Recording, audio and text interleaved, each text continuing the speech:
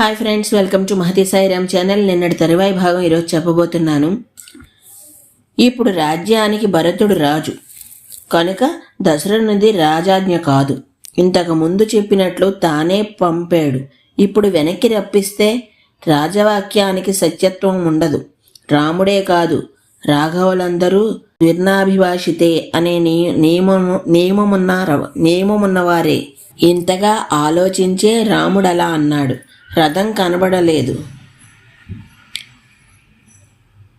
మహాత్మాకోన్ గచ్చతి, ఎక్కడికి వెళ్ళిపోయావయ్యా అని అందరూ ఏడుస్తున్నారు.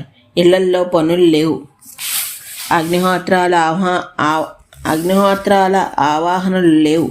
ఇళ్లల్లో వంటలు లేవు. ఎవరికీ పనులు లేవు. అయినా సూర్యుడు అస్తమించాడు. కాలం ఆగదు. తన వంశంలో జరుగుతున్న విషాదాన్ని చూడలేక సూర్యుడు వెళ్ళిపోయాడు. ఏనుగులు ముద్దను మింగటం లేదు అంటే ముద్దను పట్టుకుని ఏడుస్తూ ఎదురుగా కూర్చున్న మావటి ముద్ద కోసం తొండాన్ని చాపకుండా కంటనీటితో ఉన్న ఏనుగు. ఇదొక బొమ్మ.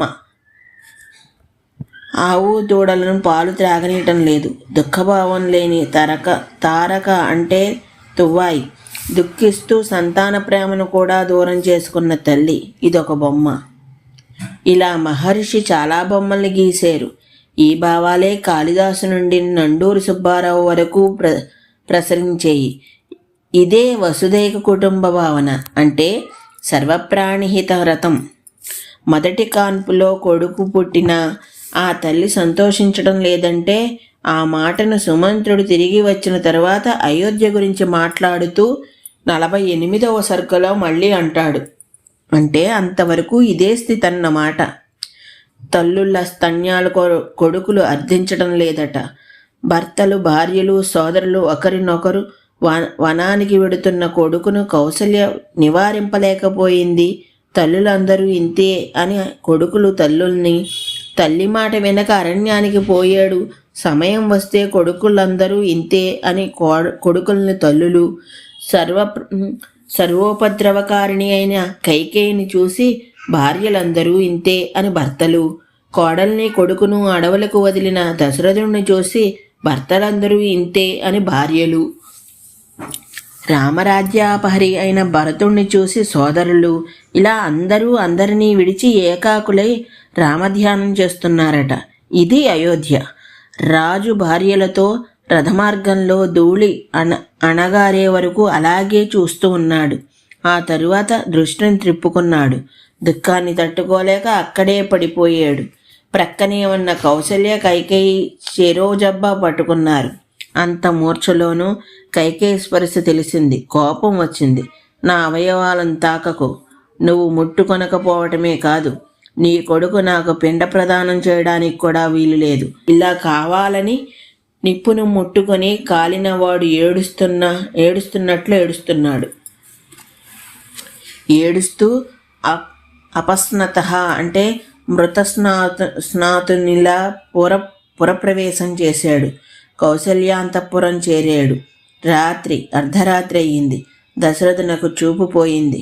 కౌసల్యతో అంటున్నాడు, ఇంద్రియ జ్ఞానం పోతోంది. రామునితో వెళ్ళిన దృష్టి ఇంకా తిరిగి రాలేదు. కౌసల్య, నిన్ను చూడలేకపోతున్నాను. నీవు ప్రక్కనే ఉన్నట్లుగా చేతితో నా వంటిని స్పృశించి ఉండు. నా యందు విశ్వాసముంచు అని ఏడుస్తున్నాడు. విశ్వాసముంచడం అంటే కైకేయి ద్వారా ఇదంతా చేసి ఇప్పుడు నేనేమంటానో అని ఇలా నాటకమాడుతున్నానని అనుకోకు అని. ఆ తర్వాత కౌసల్య దుఃఖిస్తుంది. సుమిత్ర ఊరుకోబెడుతుంది. ఎందుకు ఏడుస్తావు? నీ కుమారుడు పురుషోత్తముడు, వేదాంత వేద్యుడైన నారాయణుడు. అటువంటి వాణ్ణి తలచి ఎందుకు దుఃఖిస్తావు? దశరథునికి స్వర్గప్రాప్తిని కలిగించే కార్యమాచరించాడు. అలాగే సర్వభూత దయాపరుడైన లక్ష్మణుడు ఆయన కైంకర్యానికే వెళ్ళాడు.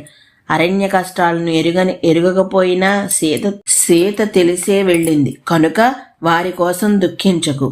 శ్రీరాముని త్రికరణ శుద్ధిని, అభ్యాధికమైన మహత్యాన్ని తెలిసిన సూర్యుడు ఆయనకు సంతాపాన్ని కలిగించడు. అంతేకాదు, నీ కొడుకు సూర్యునకు, సూర్యుడు అగ్నికి, అగ్ని నియంతలకు, నియంత సంపదకు, సంపద కీర్తికి, కీర్తి క్షమకు, క్షమ దేవతలకు, దేవత ప్రాణుల్లోనూ జీవశ్రేష్ఠుడు. అట్టి వాని యందు గుణములుంటాయా? అటువంటి వాడు కనుకనే లక్ష్మీ రూపమైన సీత అనుగమించింది. కనుక తొందరలో వచ్చి నీ కాళ్ళకు నమస్కారం చేస్తాడు. దుఃఖపడకు, నీకు దుఃఖం తగదు. సన్మార్గంలో నిలిచేవాడు రాముణ్ణి మించి మరొకడు లేడు. అందుకని నీకు కొడుకు తొందరలో అయోధ్యకు సీతాలక్ష్మణులతో సుఖంగా వస్తాడు. నీకు నమస్కరించే కొడుకును పర్వతంపై మేఘం వర్షించినట్లు కన్నీటితో అభిషేకించుదువు గాని అని సాంత్వనపరిస్తే కౌసల్యాదేవి ఆ సుమిత్రాదేవి మాటలను విని శోకాన్ని ఉపశమింప చేసుకుంది. అటువంటి కౌసల్య అల్పతోయం కల శరణ్మేఘంలా ఉందట. సీతాలక్ష్మణులతో రామచంద్రమూర్తి బయలుదేరాడు. రామచంద్రమూర్తితో అయోధ్యానగర ప్రజలు బయలుదేరారు. ఆ ప్రజలతో రామచంద్రుడు తన పిల్లలతో మాట్లాడినట్లు మాట్లాడుతున్నాడు. ఈ అనురాగమే వారిని బంధించి తీసుకుని వస్తున్నది. నా మీద ఏ ప్రీతి అభిమానమో అయోధ్యవాసులకున్నాయో ఆ ప్రీతిని అభిమానాన్ని భరతుని యందుంచండి. ఇలా చెబుతున్నాడు. వాళ్ళు వినటం లేదు. కూడా వస్తున్నారు. వయోవృద్ధులున్నారు.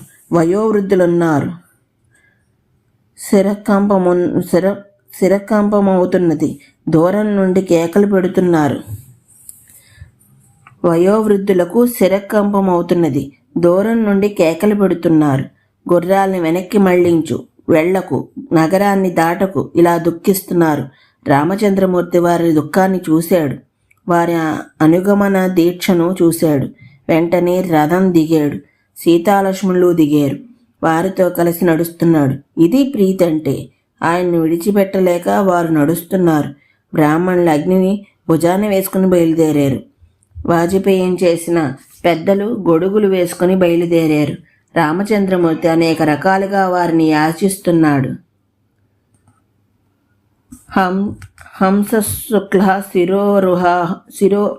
హంసశుక్ల శిరోరుహులు అంటే జుట్టు తెల్లబడ్డ పెద్దలు నేలపై పడి దుమ్ము కొట్టుకుని ఏడుస్తున్నారు. రథం నడుస్తోంది.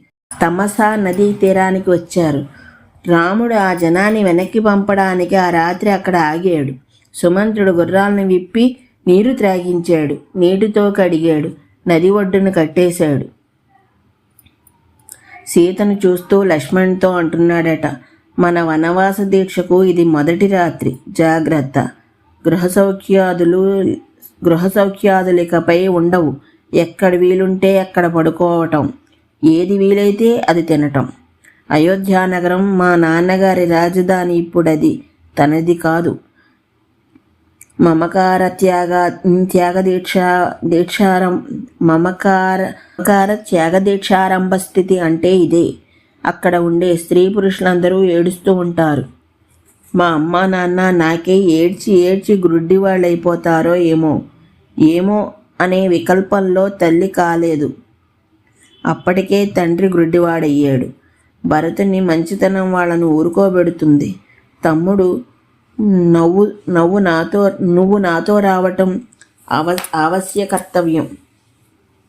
వైదేహి రక్షణ యందు నీ సహాయం అవసరం. లక్ష్మణ, ఈ అడవిలో తినడానికి ఏమున్నా ఈ రాత్రి నాకు మంచినీళ్లే భోజనం. అదే ఇష్టమవుతున్నది. దినానుకంపే ధర్మజ్ఞ అన్నారు కదా రాముణ్ణి. అది ఇది. అయోధ్యలో స్త్రీ పురుష దుఃఖంలో అన్నాదులు లేకుండా ఉన్నారు. నీళ్లు త్రాగి అంటే ఆచమనం చేసి వనవాస దీక్షకు సంకల్పించాడు. సుమంత్రుడు లక్ష్మణునితో కలిసి శ్రీరామునికి శయ్యను ఏర్పాటు చేశాడు. రాముడు సంధ్యవార్చి శయ్య మీద పడుకున్నాడు భార్యతో కలిసి. నిద్రిస్తున్న అన్నగారిని చూసి రామచంద్రుని కళ్యాణ గుణాలను సుమంత్రునికి వివరిస్తూనే ఉన్నాడు లక్ష్మణుడు. ఆ రాత్రి గడిచింది. రాముడు లేచాడు. ఆ చెట్టు క్రింద ఈ చెట్టు క్రింద పడి నిద్రపోతున్న ప్రజలను చూశాడు. మన ఎందరి ఆపేక్షతో తమ తమ గృహరామాదులు వదిలి వృక్షమూలాల్లో నిద్రిస్తున్న వాళ్ళని చూడు. వీళ్ళు మన కోసం ప్రాణాలను కూడా విడిచిపెడతారు, అనుమానం లేదు. కనుక వీళ్ళిలా నిద్రపోతూ ఉండగానే మనం రథం ఎక్కి వెళ్ళిపోవటం మంచిది అని సుమంత్రుణ్ణి పిలిచాడు. రథం సిద్ధం చెయ్యి, తొందరగా ఈ అరణ్యాన్ని దాటాలి. సరే, రథం సిద్ధమైంది. రథారోహణం చేశారు. తమసా నదిని దాటారు. రాముడు అంటున్నాడు, ఇదే వ్రణ చికిత్సా న్యాయం అంటే. వీళ్ళని నమ్మించడం కోసం ఉత్తర దిక్కుగా రథాన్ని నడిపితే అయోధ్య వస్తుంది. మనకు అయోధ్య వెళ్ళడం దృష్టి కాదు. వాళ్ళు అలా అనుకోవాలి. ఆ తరువాత రథాన్ని మళ్లించు రామాజ్ఞతో. ప్రయాణానికి శుభనిమిత్తంగా కూడా ఉంటుంది అని సుమంత్రుడు అలాగే రథాన్ని ఉత్తర దిక్కుగా మళ్లించాడు. వెలుగు వచ్చింది. పౌరజనం నిద్రలేచారు. రాముడు లేకపోవడాన్ని చూశారు, ఏడ్చారు, తమ నిద్రను తిట్టుకున్నారు. ఏ మహాబాహో, నీ భక్తజనాన్ని విడిచిపెట్టి ఎలా వెళ్ళగలిగేవు? రాముడు లేచే అయోధ్య నగరాన్ని రాముడు లేని అయోధ్య నగరాన్ని ఎలా చూడటం? ఇలా దుఃఖిస్తూ రథమార్గం గుండా తెలియకపోవటం చేత విషాదాన్ని పొందారు. రథమార్గం కూడా నాశనం కావటం చేత మనం దైవోపహతులమయ్యామని విచారించారు. చివరకు ఇంటికి వచ్చి భార్యా సంతానము అందరితో కలిసి దుఃఖిస్తున్నారు. ఇక్కడ మహర్షి ఇది సమాహార లక్షణం. అంటే రాముడు అయోధ్యను విడిచిపెట్టినది మొదలు ఇప్పటి వరకు ఒకలాగే ఏడుస్తున్నారు. భర్త ఇంటికి వస్తే రాముడు లేకుండా వచ్చినందుకు తిడుతున్నారట ఆ స్త్రీలందరూ. అరణ్య ప్రకృతి అంతా రామచంద్రమూర్తిని కాపాడుగాక అని పేరునా చెప్పి దుఃఖిస్తున్నారు. మీరు కొంపల్లో ఉండండి, కాకుంటే మాతో కలిసి రండి, మేం రామదర్శనానికి అరణ్యానికి పోతాం అంటున్నారు. సూర్యుడు అస్తమించాడు. రాత్రి ప్రవేశించింది. ఇది 2వ రాత్రి. అయోధ్య నగరమంతా చీకటిలో మునిగిపోయింది. ఆ రాత్రి గడిచిన తర్వాత సంధ్యోపాసన చేసుకుని తండ్రి ఆజ్ఞ నిర్వహణకు బయలుదేరాడు. రథం అనేక గ్రామాల్ని, పల్లెల్ని, జనపదాలని దాటుతూ ముందుకు నడుస్తున్నది. ఆయా ఊళ్ళల్లో ఉన్న ప్రజలందరూ ఈ విషయం తెలిసిపోయింది. ఇలా ఆ కోసల భూభాగంలోని ప్రజలు దశరథుడిని నిందిస్తున్నారు, కైకేయిని నిందిస్తున్నారు, రాముడిని స్తుతిస్తున్నారు. ఈ నిందాస్తుతులను వింటూ రాముడు ముందుకు వెడుతున్నాడు. వేదశ్రుతి అనే నదిని దాటి దక్షిణాభిముఖ ప్రయాణం చేస్తున్నాడు. ఆ తరువాత సాగర సంగమం చేసే అంటే స్వతంత్ర నది అయిన గోమతీ నదిని దాటాడు. ఈ నది ఒడ్డున గోసహస్రాలుంటాయట, అందుకని గోమతి.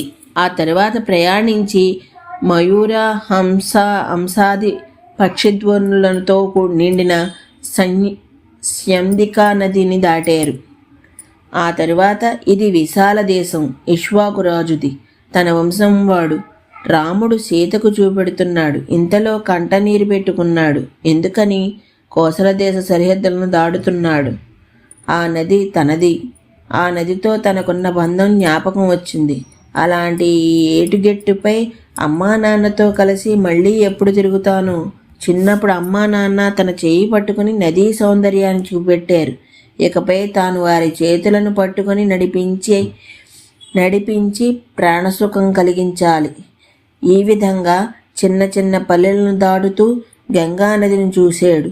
అది ఋషి సేవిత దేవక్రీడ. శతాకిరణ జలాకటస్థ హంస ఉగ్ర ఫేన నిర్మలహాసిని వేణు కృతజల ఆవర్త శోభిత నానా పుష్పరజోధ్వజస్థ సమద విష్ణు పాదాచ్యుత శంకర జటాజూట భ్రష్ట. ఇటువంటి గంగా తీరంలో రాముడు సుమంత్రుణ్ణి చూడు, దూరాన ఇంగుదీ వృక్షం కనబడుతున్నది.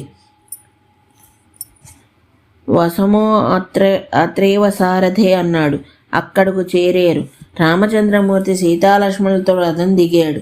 సుమంత్రుడు గుర్రాలను విప్పాడు. రాముని ముందు నిలబడ్డాడు. ఆ శృంగీవీరపురంలో గుహుడని నిషాదరాజు రామునికి ఆత్మసముడు, అందుకని సఖుడు. ఆ జాతిలో గొప్పవాడు, చర్మమృగ శిల్పి.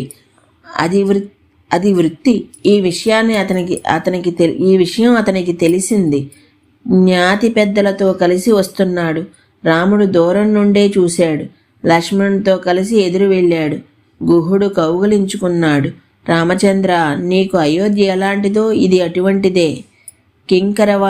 వాణితేనా ఆతిథ్యాన్ని గ్రహించు. మేం సేవకులం, నీవు భర్తవు. ఈ రాజ్యాన్ని పాలించు అని పాదాలపై పడ్డాడు.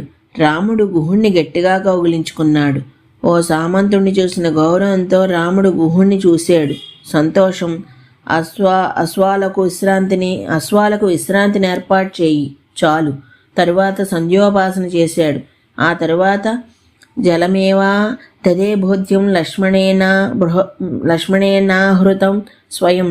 అలాగే అన్నీ జరిగాయి. రామచంద్రమూర్తి సీతతో భూశయ్యవాసం చేశాడు. ఈ రోజుకి ఇక్కడితో ఆపుతున్నాను. మిగతాది రేపు చెప్తాను. అంతవరకు ధన్యవాదాలు.